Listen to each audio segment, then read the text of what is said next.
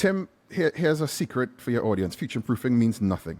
In the morning. You said it. No, I mean, for sure, because it's part of what my daily have to plan and think about is, right? It's the guess. Correct. Tomorrow could be VR headsets from Apple that is selling for $1, and the entire thing is going to flip upside down. Somebody's going to figure out a Wi-Fi that does 100 gig that, is going to be Wi-Fi 8. What is that going to do then as a transport medium for us? Because a lot of the times we're piggybacking on other things. So when I say future-proofing, at least for me, it's a constant thought experiment and a reminder that everything I know nothing at all. What is future-proofing? It's a myth. It's a convo.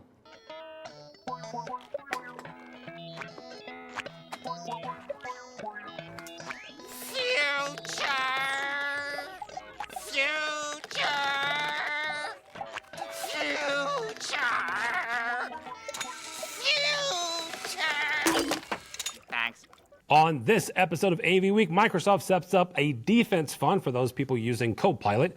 Dante sells 1 million units, and the future of AV over IP. All that and more next on AV Week.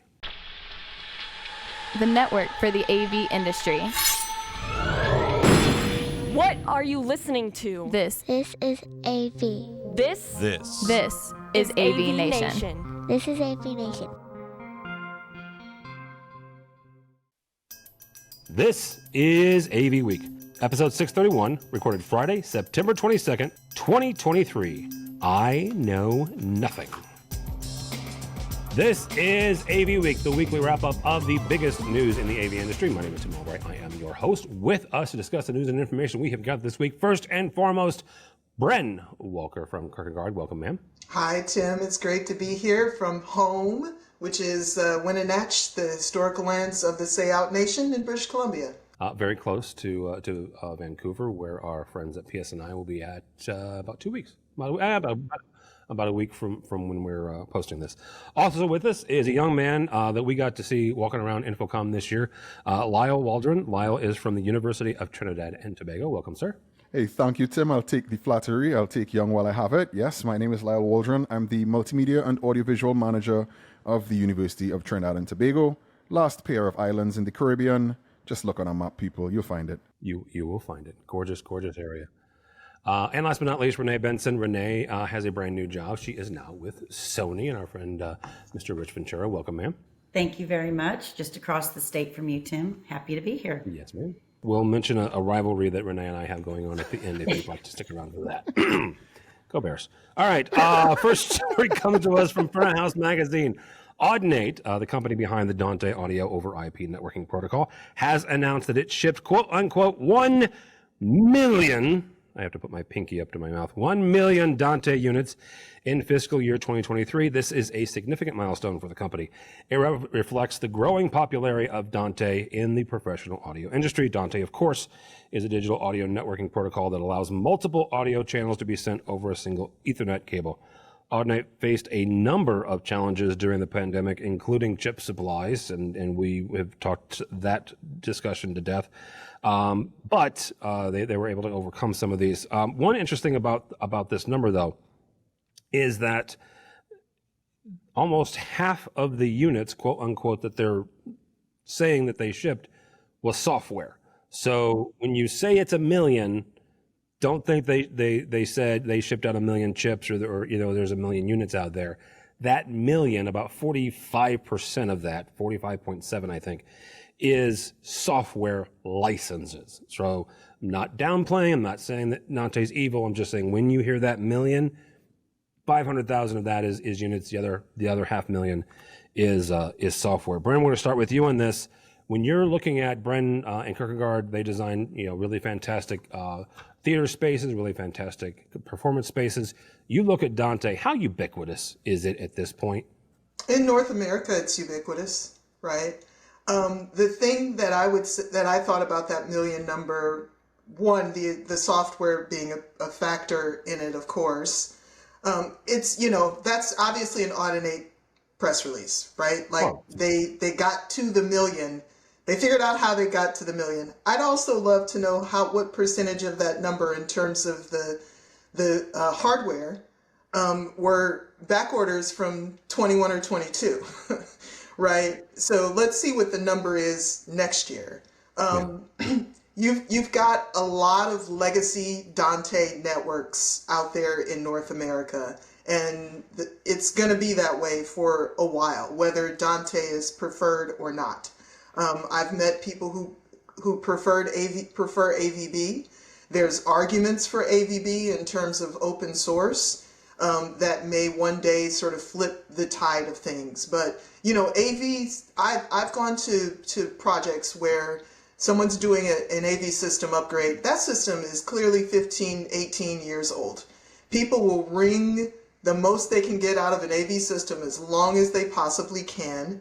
And as long as that is the mindset, and until there's some other change that comes along, like perhaps something related to energy consumption that forces people to wholesale change their systems, Dante is going to have a foot.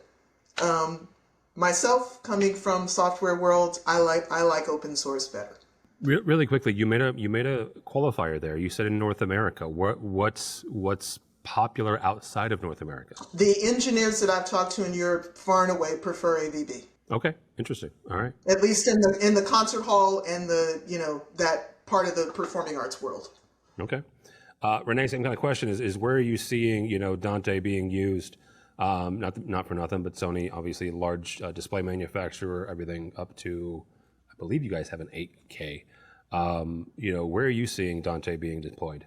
Well, I have to be careful, right? Because some of that is on not on the professional display division, so I don't certainly a lot in that wheelhouse. But I just feel like I'm hearing it all over. I'm hearing nothing but good things about Dante. I like I said, like Bren, I'm not in that wheelhouse every day, but people ask, is that compatible with Dante? Can I run Dante? And so it just seems like it's the 1 million is a big number. Granted, it's not all hardware, and I'm like, Bren, how much of that was back order? But I think the demand is there for Dante. I mean, it's all over the place. You walk around Infocom, you walk around shows, their little symbol is on almost every booth somewhere, right, at some sort. So definitely hearing a lot of buzz about that word and have for a long time. But this is definitely a press release that gives them some, oh, wow, let's go look at this, right? Yeah, I mean, and I think they deserve the kudos, right? They deserve some of those kudos. Yeah. Well, and they needed to do it, honestly, because the shortage that happened during COVID wasn't necessarily a good look for anybody, right? The fact that no one could get a console because consoles all needed Dante cards. I mean, they needed to at some point, they needed to make a statement like this. Well, and with some of the other manufacturers having the issues still, probably was good timing to release, ish, right? So. I mean, if I could get in here with a parallel perspective, Bren. So I agree with you 100%. I'm Dante biased. By the time I got into managing systems in higher ed, I had a choice to make, Dante, AVB, etc., etc. AES 67 was not a thing at the time. So Dante was the closest I could get to for a system that would allow me to use the existing network infrastructure that I had, the existing IP infrastructure, and get going. I'm unsurprised that clientele in Europe and the UK may lean to AVB. That means it's legacy systems they baked into. There is copper on it, but those systems weren't designed maybe yesterday. And they're still the designers for tomorrow. So they're not going to change from something that's proven. But I think really why that press release needs to come out now is not really so much because of the audio side, but it's because of what I think is going on in the broader AV over IP world, where, hate it or love it, New Tech has made a big splash with NDI for all the criticism it's gotten. And SVDOE, they have made a huge push, not even so much to counter Audinate, but to counter New Tech. So what is happening is the conversation, because without being even a hint sounding disparaging towards Audinate, AV over IP was a bigger holy grail than just audio over IP. Yes. So they were really very much so first to market. They beat AES 67. So they got the Tesla sponsorship. They were the first electric car in town. And whether it was good, it was okay, it was cool, people ran with it because it allowed more from them. So now they're in a bind because SVDOE is talking about NDI, and NDI is talking about NDI, and nobody's talking about Audinate. And then their strategy has been kind of confusing because they didn't take Dante, and I don't think they can Tim from an engineering perspective because of the chipsets, but they did not take Dante and say, okay, your existing Dante network, you now can use this Sony camera with it because there's now Dante AV, there's another flavor, and then there's old school Dante. So they're not, to me, they're not sure. So they needed to say something so that we can have a convo today with Tim. That's my story. Their backwards compatibility probably is not very well thought out. There's a couple of companies in the industry. We did a story a couple weeks ago on this program about Just Add Power. Yeah. And whether you love them or hate them on the technology side, I think their sustainability model is fantastic because everything that they do, they'll update the firmware, and it'll work. I don't care if the sucker's 10 years old, right? I mean, it's backward compatible. That's, if I could just say, he hit the point that I was thinking about too relative to Dante. Dante is synonymous with audio. I don't know anybody using Dante for video who can say that they have a happy installation, right? So no happy so endings. they have a hill to climb on that front for sure, and they have no particular advantage when it comes to video either. Correct. Like I said, yeah, they weren't first to market in that at all. In many ways, they've come after. So first to market matters in this case. But I think the bigger issue for me, and it's sometimes I have a Caribbean saying, you don't need to climb the tree to pick fruit. Sometimes the fruit's right in front of you. The name of the company is Audinate. It's going to be very difficult unless they have a strategic repositioning of the company name to try to convince Tim and Bren and Renee and Lisle that come to Audinate for video. It starts at the beginning brick. So they have multiple layers of, they got into market first. They were like Skype. You know, you got to market first. Everybody in the world loves you. You're the hottest thing since sliced bread. And then at some point, even your own company doesn't care and came out with Teams and like, Skype, schmipe, and moved on. So they need relevance, to be fair. And I'm a lover. I'm certified in the whole nine. But no, you're fine. Actually, the Lisle sent us a really great report from the folks over at RH Consulting. They did they studied some industry benchmarks. This is technically our second story for networking AV products. In the report, Dante is far and away the industry leader overall over all of the audio products. Right, AES67, Ravina, and AVB/Milan makes up the rest in the audio. Mixers, loudspeakers, software, and microphones, AES67 beats Dante in the number of units, which I found fascinating. In almost every other unit, though, Dante is the industry leader. Renee, we're going to start with you on this. We've been talking about the audio part, and that's what this report starts with, but it also looks at control and some other stuff. Talk about, for a second, SDVOE, nobody said HDBaseT yet, but that is certainly a player in this, and you have all of the, I'm going to call them proprietary manufacturers, even though all of them use, by and large, somebody else's technology, whether that's JPEG 2000 or something else, to roll their own and then put their own little special container on it. NDI certainly is in there. It's generically open source. AVB is absolutely open source. When we look at this, how crowded is this market, and is there, I hesitate to say this, but is there room someplace for somebody to come in over the next year or 2 years to say, hey, we have another, flavor that you might like? Well, obviously, based on the charts that you sent in that article, Dante, that's the kind of chart that every company wants to see, right? I'm here and everybody else is here. Obviously, will that be different the next time they run that report? I think absolutely. I think that, being on the display side in a very crowded world, I think that we're seeing that across all facets of our industry, right? That next year there'll be competing products. I can't speak to who that would be, but this is going to be, not that they're going to be a one and done on this kind of reporting, but I think that there's definitely going to be some other people that come into this market that see these kind of articles and go, wait a minute, what are we missing out on? What should we do? And I think that'd be a different report probably in the next year. Lisle, one of the things that is, as I'm talking to integrators, primarily in North America, a lot of these networks are self-contained, right? They are private networks. They are not going to anybody. And I love the fact that all three of you are shaking your heads right now, because that speaks to it. When you see this, what do you see? Where do you see AV over IP generically evolving over the next year or two? Well, I everything I do is predicated on North America. Yes, I'm in the Caribbean. Yes, I'm on an island, but I have to study everything you and your peers study. The way I see this, though, because of my geography and where I come from, sometimes I think manufacturers are trying to do too many things in one shot. So we've had this ongoing debate for years now about 10G switching and 10G networks and uncompressed video versus, it's compressed. And, Put quotes on that sucker. Yeah, exactly, right? And then somebody's going to complain that, whatever, flavor of Tron you want, they're not really uncompressed. And we have that conversation. But here's what I think the reality is. Outside of, I want to posit, this is the opinions of me and me alone, outside of broadcast situations, television, maybe even film, video, let's say events on a really, really high end, those are the clientele that should be looking at 4K, 8K, and by extension, 4K, 8K, and maybe uncompressed transmission.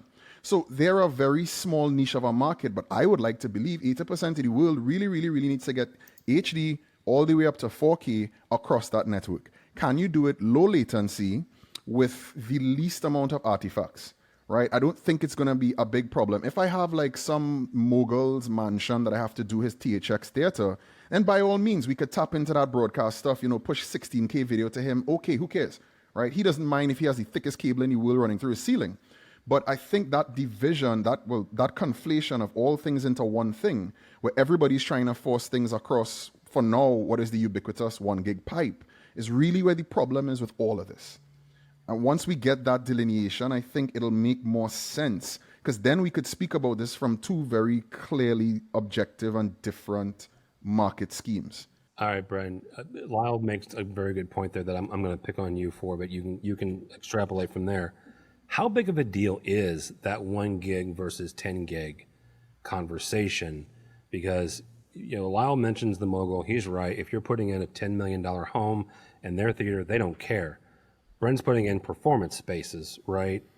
And in my head, there is a budget, right? But if you've got enough donors, maybe they don't care the difference between the cost of a 1 gig switch versus a 10 gig switch in those situations. Oh, they care. Okay. And the other thing too is, I'd have to look to see what the number is, but how much video is looked at on a mobile phone screen versus a display that's bigger? And if you're looking at a display that's bigger, how close is the user really to that display to even distinguish between 1080p and 4K? 100%. So what we've seen from our clients is they're not even doing 4K because the ultimate screen that most of their users or their patrons are going to see is a mobile phone. Yeah. So they're opting to say, maybe 5 years from now, we'll go up to 4K. So I think unless you're talking about broadcast and cinema, 1080p works just fine for most applications, right? So you can get away with the 1 gig in a lot of facilities. Can I get away with it in my 1,200 seat multi-purpose auditorium? No, because there's just too much going on there. But the 300 seat PT at the university, 1 gig is going to be fine. I think, too, future-proofing that facility is also important. And, there are layers to it, but I think you've hit the nail on the head for me, just nail on the head, right? It's not a scenario where, I thought I did not want to say it, what you just said, Bren, but yeah, I have a 5-year minimum for 4K. And it's also because if you think about the distribution from start to finish, unless I'm really getting a 4K camera into a 4K switcher distributed through 4K, all the way to that end, it's not 4K. So then why are we having this discourse? Tim, why are we doing this to ourselves? I was going to say, I went into a facility where the higher education facility, top 20 university in the country, and someone had replaced all their cameras with 4Ks. But the 4K signal died at the camera. Yeah. Nothing else was changed. I'm like, so you have a 4K camera, but you realize you're not actually capturing 4K anywhere, So. Yeah, I remember being at an NAB probably 10 years ago when 4K was like a new thing. And it was like, wow, this is going to be so cool. But here we are all these years later going, okay, but is there even the content for that? Is there even really the need? And we're already talking 8 and all the other Ks, right? And it's 16. like, well, Yeah. And can your viewer discern the difference? exactly. Because if they can't, then you literally are spending for, whatever you want for your future. And then you really need to look out and say, when will my viewer be able to know the difference? Lisle, you said something there a second ago. I want to get clarification. You said future proofing, but then you almost immediately said you have a 5-year minimum for 4K. When you say future proofing, what does that mean to you? Like, how many years down the road does that mean to you? Tim, here's a secret for your audience. Future proofing means nothing.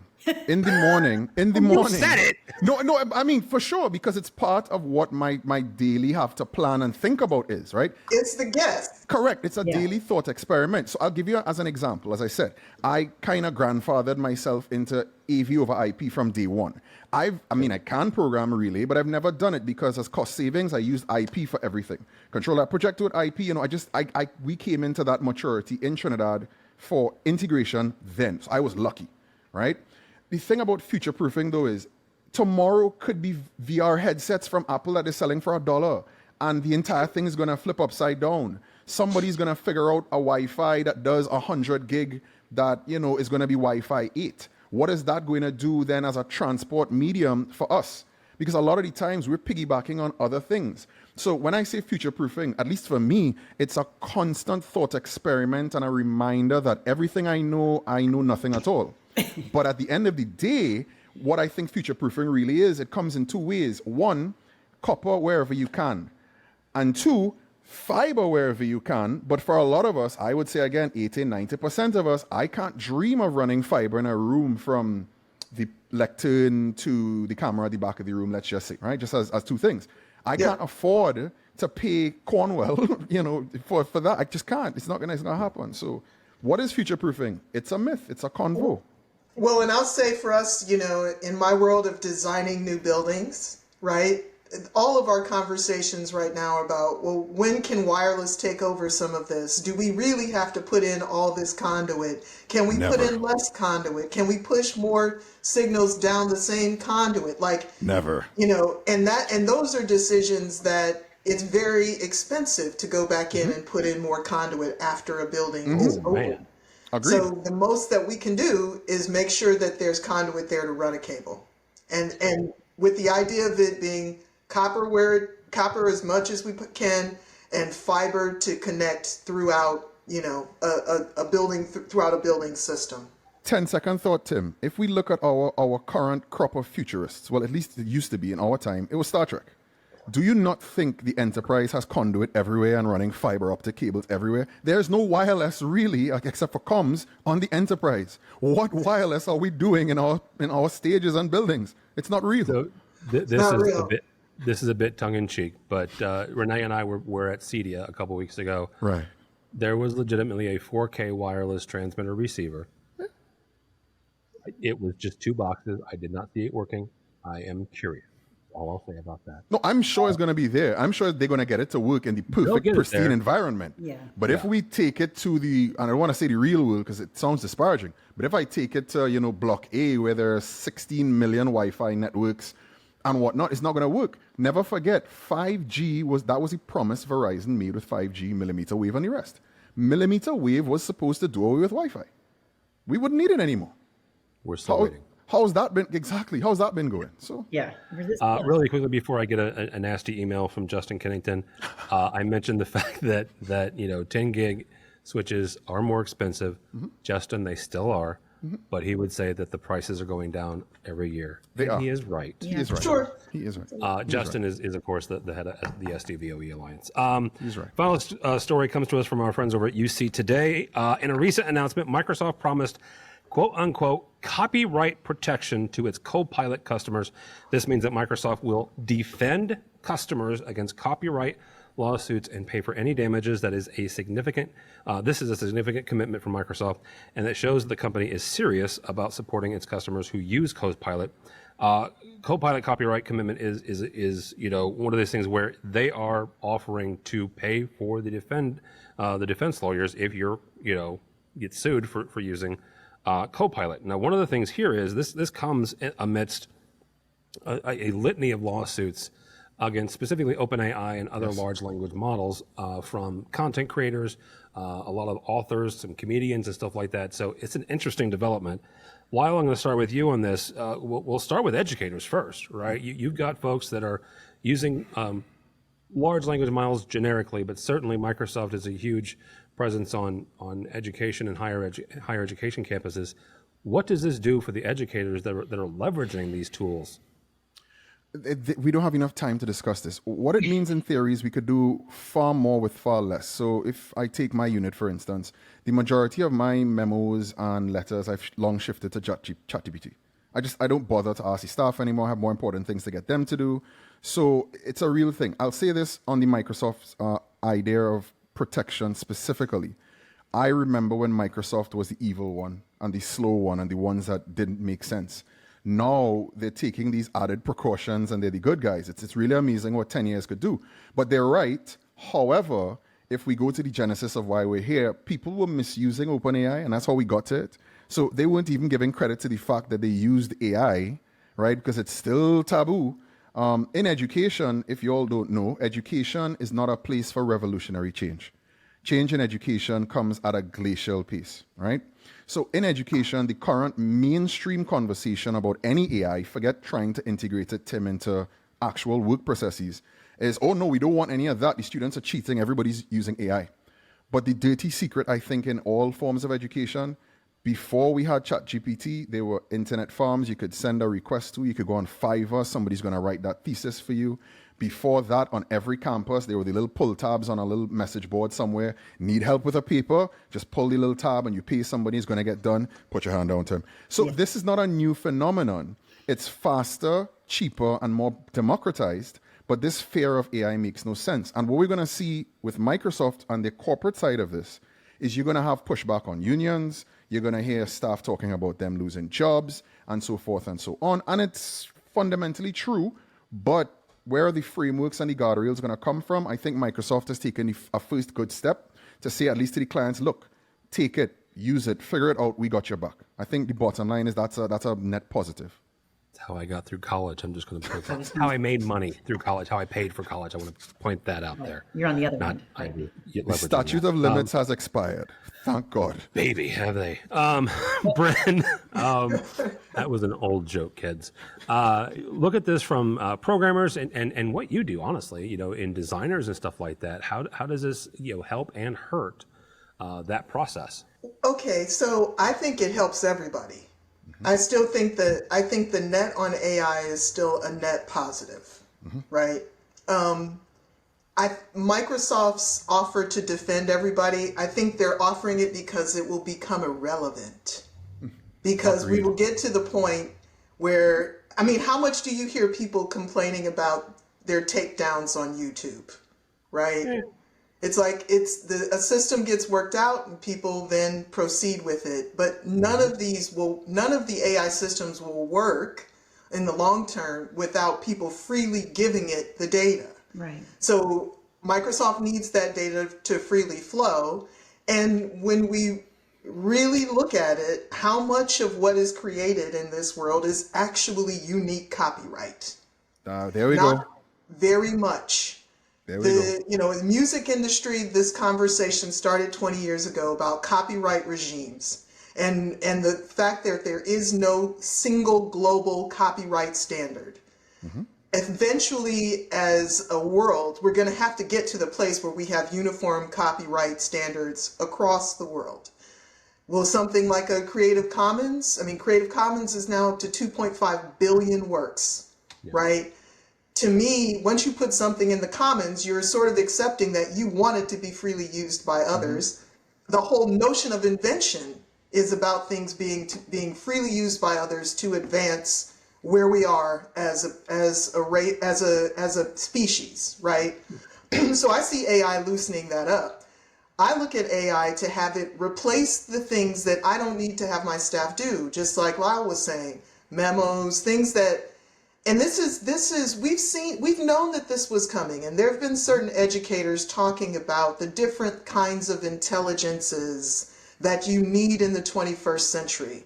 The intelligences around logic and things that you can teach a script or software to do will become less valuable for us as human beings, and our intelligence around emotions, around compassion, these are the things that people are going to pay for, because guess what? Chat GPT cannot reasonably express sympathy Yeah. in a way that another person can understand, or make a decision based on compassion when logic tells you to do something different. So there's This some is random why, philosophical thoughts. this is why I love talking to Bren. I'm just going to point that out. So am I the only one who read the article and went, okay, so ChatGPT is so quick, right? Like if you ask it, it's 2 seconds and it's answering you right. So how is the platform going to check all these entries for the copyright so quickly and answer? Is there a lag in getting your answer back? I want to know a little bit more about how it's going to work. And I agree. I think eventually it's not going to be needed, but the fact that they're throwing it out there as an option, I think, is a big deal. So people feel safe. They're doing it so people feel safe, and so they'll give up their content, right? They want you to give it all up. They want you to put everything in. Yeah. Because if you put everything in, then the vehicle gets stronger, right? Yeah. So, I mean, without going too deep into AI philosophy here, we're just talking about large language models currently. We're not getting into when AI starts to hopefully decipher. It'll still not have that empathy that you spoke of. I'm looking forward to the day that I can give ChatGPT maybe 5.5 a list of equipment, a bill of materials, and say, design me the most efficient system. We've seen efforts there's actually a car, you should see it, a hypercar that an AI designed. It's amazing. We've seen AI come a very long way. And the reality is twofold. One, the question you asked, Renee, is nobody actually knows. The OpenAI themselves don't know how ChatGPT does what it does. Right. I think it was WSJ had a fantastic podcast recently on AI that you should really listen to. But they don't know how it works. So the answer to your question is, does it check to see if it? We don't know. Maybe it does. And then maybe it thinks it's original. Or maybe it's redefined originality in its own, for lack of better words, mind. Because it to be fair, copyright as a capitalist concept, it's difficult. Yeah, that's true. There is no, Ed Sheeran just went through this with his lawsuit. He sits, I think it was with Howard Stern the other day with his guitar. And Howard Stern asked him, he's like, well, I heard you were in front of the jury with your guitar and you had to explain this to them. He's like, yeah. He's like, there's one chord that's been in use since like the 1920s. And if we say that one chord is copyrighted to that one artist, well, that's the end of pop music. So maybe to AI, it's not a copyright issue. It's just creation. Well, Microsoft has got their job ahead of them for that. Oh, yeah. Oh, yeah. Oh, yeah. Alrighty, y'all. Thank you so much. Bren Walker, always good to see you, ma'am. How do people connect with you or Kirkegaard? you can get me at Bren at Kirkegaard.com. Sometimes on LinkedIn, Brenda J. Walker, but honestly, I'm not into helping social media platforms generate eyeballs, so I generally don't post there a lot. If you're not paying me to create content, you're probably not going to see me post there. So. Oh, yeah. Alrighty. Lisle, good to see you, sir. Hi. Lisle Waldron from University of Trinidad and Tobago. Where can people connect with you? Apparently, Joey has forced my hand, so I am contributing content freely to LinkedIn. Not really, but they can at least get me there. I check my LinkedIn now. I'm that old. I just check it. So yeah, LinkedIn, I would say, is your first port of call. All right, and you can also, speaking of Joe Way, since we mentioned him, and it I don't know, I think I'm contractually obligated this time to mention him. You can check out Lisle also on Joe's podcast as well. Yeah. Renee Benson, how do people connect with you or Sony? Yeah, you can reach me on LinkedIn as well, Renee Benson, or you can catch Sony at prosony.com, or on the Twitters, you can follow me at AVReneeKC, enunciating that for Oh boy, shots fired. Go Chiefs. So don't follow me on X or LinkedIn, because by the time this post, I will be nursing my own tears, because I'm going to go watch my Chicago Bears technically play against the Kansas City Chiefs. You will be present on the field. Have you ever seen a bear been mauled? Tune in this weekend. Have you ever seen a bear mauled by a chief? I will see that Sunday, Lyle. Have you ever seen Yes, a you bear will. lay down and cry? You'll see Yeah, it you this will. Sunday. You'll see some of that this Sunday too. I'm sorry, Tim. You know, Poor Tim. Poor Tim. 0-3 is not that bad, right? They can come back from that. But no, in all seriousness, go by the website if you would please, AVNation.tv. AVNation.tv, you will find this program and a host of others. Magic Mitchell has been working his fingers to the bone. Brand new XR stars coming out. Also, we've got State of Control, Women in AV, and Ed Tech as well. I am slowly hitting the road back. I am going to pivot for profit in, by the time this posts, a week. So I'll be down in Dallas with our friends at NSCA. And then I will be heading out to LDI / Digital Signage Expo first week of December. So all that and more at avnation.tv. That's avnation.tv. Thanks so much for listening. Thank you so much for watching. That's all the time we have for AV Week.